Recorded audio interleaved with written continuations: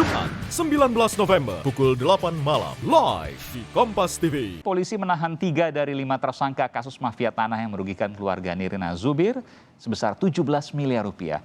2 tersangka adalah mantan asisten rumah tangga Ibu Nirina bersama suaminya dan seorang lagi adalah oknum notaris asal Tangerang, Banten. Berat sekali hati saya untuk hari ini ketemu sama dia dan tidak ada sedikit pun dia sampai detik ini niatan untuk memohon maaf.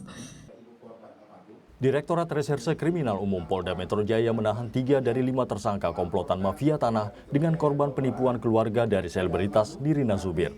Para tersangka tak lain adalah asisten rumah tangga dari almarhumah Ibunda Nirina Zubir, dibantu suaminya serta seorang oknum notaris di Tangerang. Polisi menyebut pasangan suami istri Riri Kasmita dan Endrianto diduga sebagai dalang penipuan penggelapan sertifikat tanah milik Ibunda Nirina. Tapi kembali lagi dia telah menjadi salah satu orang yang terdekat di keluarga kami waktu itu. Kita kasih dia kesempatan dan ternyata inilah yang terjadi. Kabid Humas Polda Metro Jaya, Brigjen Yusri Yunus, mengungkap jeratan pasal berlapis pada para tersangka, mulai dari dugaan pemalsuan akta otentik, keterangan palsu, penggelapan, dan pencucian uang. Menurut Yusri, tersangka Riri Kasmita dan Edrianto diduga mengubah kepemilikan 6 sertifikat tanah Ibu Nirina atas nama keduanya lalu menggandainya satu persatu. Bahkan dia rubah namanya, ya, dari ada 6 sertifikat. 1 dirubah atas nama suaminya tersangka yang laki-laki, kemudian yang 5 ini atas nama istrinya yang juga sama-sama adalah pembantu rumah tangga atau sekretaris pribadi, sekretaris rumah tangga daripada almarhum sendiri. Kemana hasilnya? Ini yang kemudian dia gadaikan lagi. Ya, setelah sudah berubah dengan mengajak satu notaris. Pihak Nirina Zubir, ahli waris atas objek kasus mafia tanah ini, diduga mengalami kerugian hingga 17 miliar rupiah. Penyidik Polda Metro Jaya juga menelusuri dugaan pencucian uang dalam kasus ini, termasuk memblokir rekening beberapa tersangka. Tim Liputan, Kompas TV. Saudara, sejumlah sertifikat tanah korban berhasil diubah para tersangka dalam kasus mafia tanah yang menimpa keluarga Nirina Zubir. Bagaimana perkembangan terkini dari penyidikan polisi dan jaringan apa saja yang paling berperan membantu terjadinya mafia tanah? Kita bahas bersama Komisaris Besar Polisi Tubagus Ade Hidayat, Direktur Reserse Kriminal Umum Dirkrim Polda Metro Jaya. Kemudian ada Teguh Taufikul Hadi, juru bicara Kementerian Agraria dan Tata Ruang ATR BPN, Badan Pertanahan Nasional. Selamat malam Bapak-bapak. Selamat malam. Iya, saya ke Pak Dirkrim Pak Tubagus Ade. Pak Dir, ini kan 6 sertifikat, 17 miliar rupiah, dan orang dekat. Apa yang terjadi sesungguhnya di kasus ini? Seperti sebagaimana kita ketahui bahwa objek tidak bergerak, maka landasan alas haknya itu adalah surat. Oke. Alas haknya adalah surat, baik itu berupa sertifikat atau yang lain, mungkin ada yang belum disertifikatkan.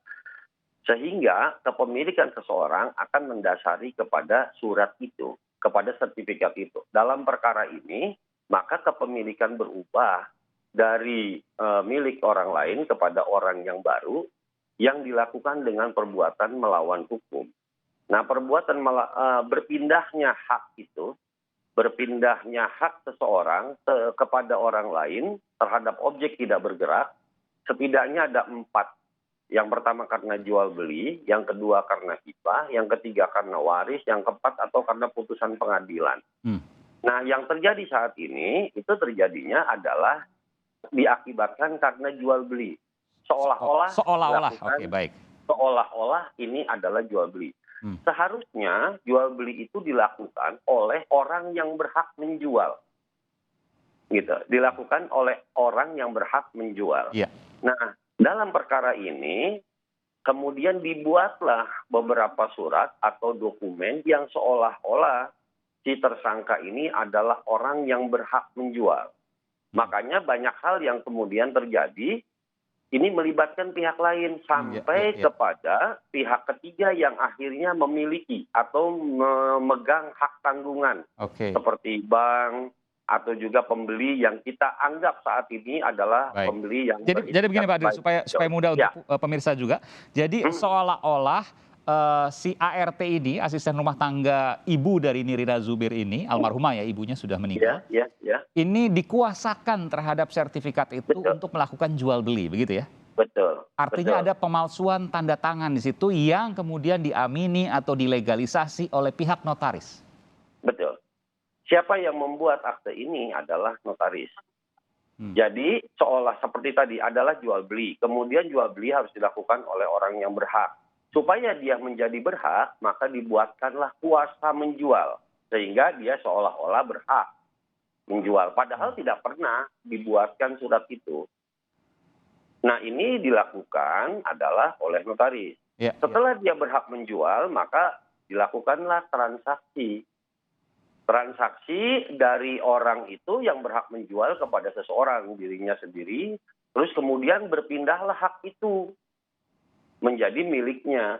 Sedangkan pihak yang merubah, yang mengganti kepemilikan itu didasarkan kepada akte yang benar. Akte yang dikeluarkan oleh notaris. BPN memproses itu, tapi proses awalnya yang salah gitu, yang melawan hukum. Gitu. Makanya kita terapkannya di 263 dan 266. Kalau kita pakai 263 atau 266, berarti objeknya itu adalah surat yang dipalsukan. Kenapa palsu? Karena dibuat bukan oleh orang yang berhak. Jadi Gitu. begini Pak Ade, kalau seandainya ada orang yang jahat, katakanlah seperti itu ya, dia memalsukan tanda tangan, dia bekerja sama dengan notaris, maka bisa jadi itu mafia tanah terjadi. Itu yang kemudian terjadi. Saya ingin konfirmasi nanti soal itu, termasuk juga bagaimana mengatasi oknum-oknum notaris nakal ini yang berbahaya sekali. Karena kalau kita bicara mobil atau apa 1 miliar, 2 miliar, tapi kalau bicara soal ini mobil yang termasuk yang paling mahal ya, tapi kalau soal sertifikat, satu sertifikat saja bisa paling murah mungkin 1 miliar atau mungkin ya sekitar segitu, atau bahkan ada yang belasan hingga puluhan miliar, hanya satu buku saja, dan itu hanya satu kali tanda tangan palsu berpindah kepemilikan. Bagaimana untuk mengatasi itu? Nanti kita akan segera kembali, tetaplah bersama kami di Sapa Indonesia Malam bersama dengan Dirkrim Polda Metro Jaya, Komisaris Besar Polisi Tubagus Adi Hidayat, dan juga juru bicara dari Kementerian ATR BPN, Bung Taufikul Hadis. Saat lagi saudara, kami akan segera kembali.